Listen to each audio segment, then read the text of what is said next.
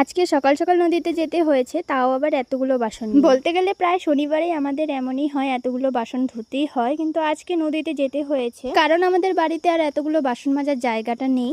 আমাদের বাড়িটাও ছোট, আর কোনো মতে ঘর বানানো শুরু হয়েছে, তার জন্য একদমই জায়গা নেই। তার জন্য সকাল সকাল নদীতে নিয়েই যেতে হয়েছে বাসনগুলো। মা আবার এদিকে বাসন ধুচ্ছে, আর আমি হাতে হাতে অল্প সাহায্য করে দিচ্ছি যাতে জলদি হয়ে যায়। এবং ততক্ষণে সূর্য দেবতারও আগমন ঘটে গেছে। আর বাড়িতে গিয়ে দেখি টিউশন করানোর সময়ও হয়ে এসেছিল, তাই দেরি না করে ফটাফট স্নানটা করে নিয়েও আমি ওদের পড়াতে বসলাম। আর এদিকে আমার দাদা কতগুলো কেক নিয়ে এসেছিল। তারপরে আমাদের বাড়িতে আমার দিদিরা আসলো, আর আজকে যেহেতু আমাদের পাড়াতে পূজা ছিল, তার জন্য তৈরি হয়ে মন্দিরে যাচ্ছিলাম। মন্দিরে গিয়ে দেখি সবাই একে একে সবাই সবার কাজ করছে। বেশি বড় পুজো না, ছোট মোটো করেই একটা পাড়ার পুজো করা হবে।